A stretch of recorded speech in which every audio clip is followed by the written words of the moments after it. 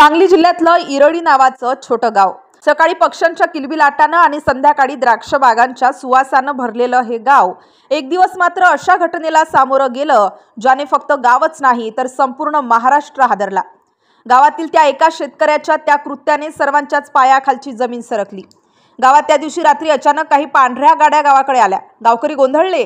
एवढ्या मध्यरात्री मुंबईहून आलेली पोलिसांची गाडी आणि तेही थेट क्राइम ब्रांचचे अधिकारी। गाड्या सरळ निघाल्या गावाबाहेरील द्राक्षाच्या बागेकडे। द्राक्ष बागेत निर्मनुष्य शेड होते। त्या शेडजवळ जेव्हा पोलीस उतरले तेव्हा गावकऱ्यांच्या मनात भीती पसरली। या शांत बागेत नेमकं काय लपलं आहे हा प्रश्न प्रत्येकाच्या चेहऱ्यावर उमटला। आणि मग जी कारवाई सुरू झाली तिने गावाला भयभीत केलं तर महाराष्ट्राला हादरवून टाकलं। द्राक्षाच्या बागेत पोलिसांनी त्या शेडला जेव्हा वेढा घातला, दारं उघडली गेली आणि आत काय दिसलं ते पाहून अनुभवी अधिकारी सुद्धा काही क्षण गप्प झाले। गावकरी दुरूनवरून बघतच होते, पण पोलिसांनी लगेच काही जणांना बाहेर ओढून काढलं आणि जागीच हतकडी ठोकली। लोकांमध्ये कुजबूज सुरू झाली। हा तर आपलाच गावचा शेतकरी आहे, पोलीस त्याला अशा प्रकरणात का पकडत आहेत? दरम्यान आत तपास सुरू झाला। पोलिसांच्या हाती लागली काही पिशवी, काही बरण्या आणि मोठमोठी मशिनरी। हळूहळू एक एक वस्तू बाहेर आणली जात होती। गावकऱ्यांचे डोळे विस्फारले होते। शेतात मशिनरी, मिक्सर, केमिकल्स, मोठ्या पिशव्या, हे सगळं काय करत होतं हा प्रश्न प्रत्येकाच्या मनात होता। कुणालाही अजिबात विश्वास बसत नव्हता की त्यांच्या गावात इतक्या मोठ्या प्रमाणावर काही भयानक चालू असेल। पोलीस मात्र शांतपणे पण काटेकोरपणे शोध घेत होते। तासनतास चाललेल्या कारवाईनंतर अखेर जे उघड झालं त्याने महाराष्ट्राला हादरवून टाकलं। त्या शेडमध्ये सापडले तब्बल 122 किलो एमडी ड्रग्ज, बाजार मूल्य तब्बल 245 कोटी रुपये। होय, 245 कोटींचा एवढा मोठा साठा। मुंबई क्राइम ब्रांचला गुप्त माहिती मिळाली होती की मुंबईत राहणारा एक मोठा तस्कर सांगलीच्या ग्रामीण भागात कारखाना सुरू करून एमडी ड्रग्ज तयार करत आहे।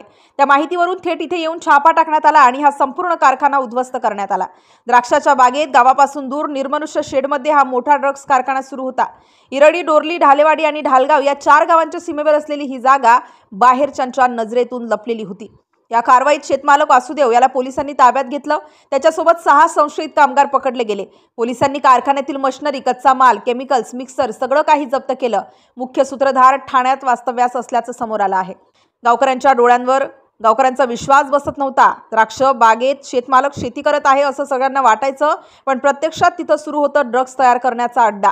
एवढ्या मोठ्या प्रमाणावरचं ड्रग्ज रॅकेट त्यांच्या गावात लपलेलं आहे ही गोष्ट गावकऱ्यांसाठी भयानक धक्का होता। मुंबई क्राइम ब्रांचच्या या कारवाईनंतर संपूर्ण सांगली जिल्ह्यात खळबळ उडाली आहे। महाराष्ट्रात आणखी कुठे अशा पद्धतीचे अड्डे कार्यरत असतील का हा प्रश्न आता उपस्थित होतोय।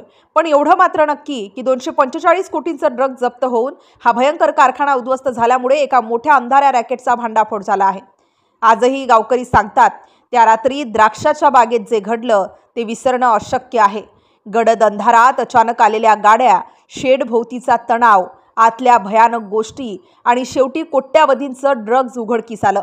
संपूर्ण महाराष्ट्र हादरून गेला, कारण शेतमालकाच्या घरात नव्हे तर शेताच्या बागेत सुरू होतं एक भयानक गुपित।